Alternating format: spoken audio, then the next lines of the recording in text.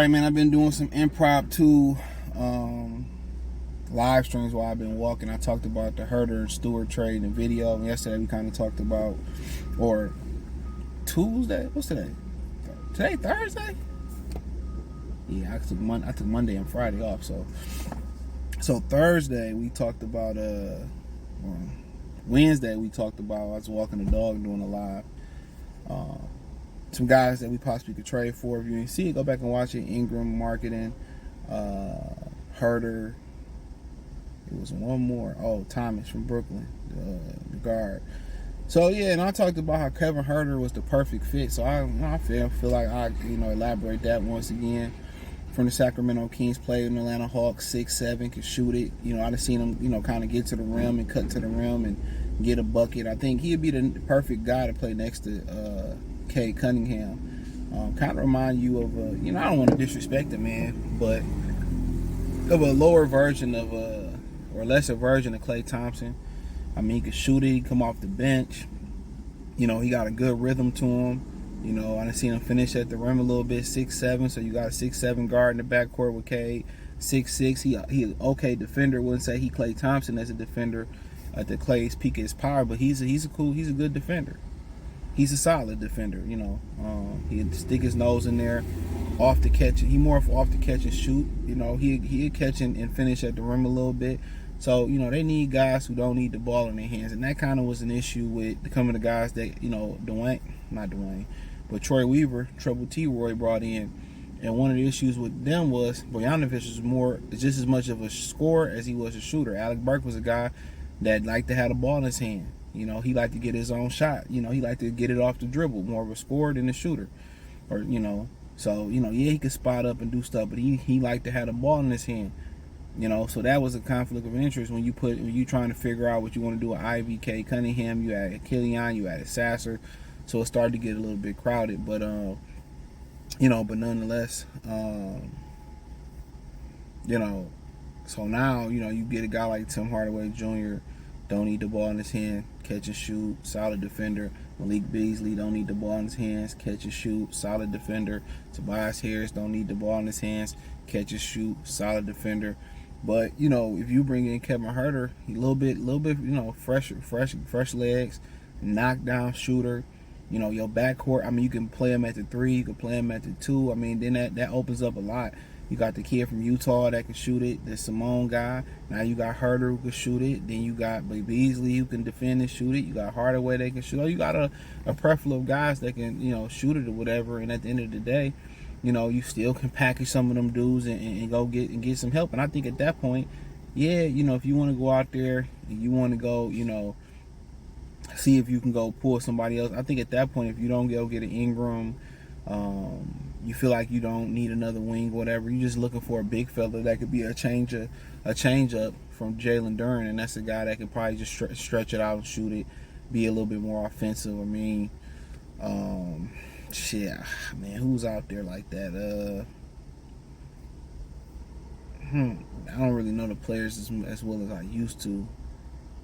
It ain't got to be nobody like major, just a guy that can pop out and shoot it.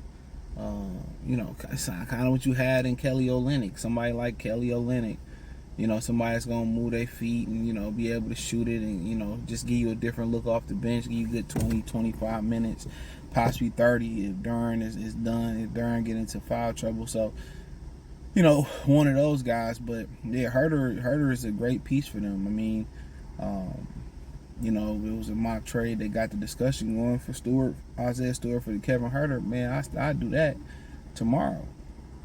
Huerter ability to shoot the ball, his ability to play off the ball, don't need to do off the dribble. He the perfect running mate for Cade Cunningham. Then I could take some of these other guys and I can trade their ass and get Ingram. Or I can package them up, get draft picks, get assets, get a big fella that they can stretch it out, shoot it. I can do something else behind that. So, yeah, that's what I'd be looking to do, man. I mean, I ain't heard much on the Ingram sweepstakes, other than him and the Pelicans are looking for a trade. I mean, he probably like, hell no, not to Detroit. But when that money there, if Detroit offering that money, he'd come. I'll be making that call. if I felt comfortable with the durability issue. So that would get people excited. Cade, Ingram, Huerter, Harris, Duran, you know what I'm saying? Beasley. I mean, that'll get them excited, man. And like I said, I don't have no issues with parting ways with Ashore Thompson, parting ways with Jaden Ivey at this point. I would love to keep him, but if he's not going to be the primary ball handler, guess what? Get him back there with somebody who don't need the ball and Huerter, and you see where it goes.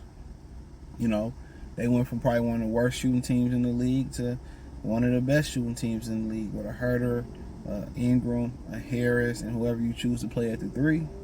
You still got Ron Hollins. You still got Marcus Sasser, a couple young guys to build off of in the back. You got the kid from Utah still. So you got, 3 really good guys. And you got the kid that Bobby guy. Was he from Sweden, I think? Germany or Sweden? I mean, yeah, you got 4 really good young guys off the bench.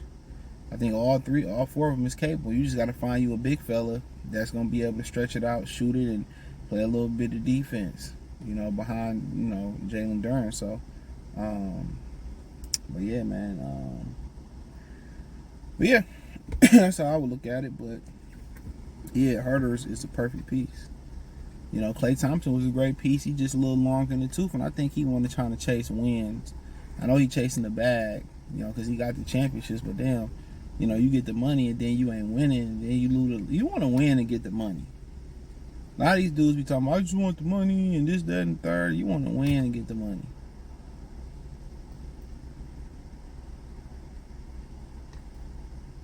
You know what I'm saying? You want to win and get the money. So, but, like I said before, Huerter is exactly what the doctor ordered for them. And at that point, it's really about development around the veteran guys. I mean, if you keep Beasley around, you keep Hardaway around, you keep Huerter around, it's really about development. How good Duran going to continue to develop? How good Cade going to develop? What you get out of Ron Hollins? How good he going to develop? His jump shot look a little bit uncomfortable, but how good he going to develop? Faster guys like that. So we'll mess around to see, man. But hey, man, let me know what you girls and guys think. Thumbs up the video, share the video, subscribe to the channel. The next subscribe button is the bell icon button. Hit all notifications, increase your chance to get notifications. We go live or drop video financially. Want to support the channel? Cash App, $CJGood313. Venmo, CJGood313. PayPal link in the description. Appreciate y'all for supporting the channel.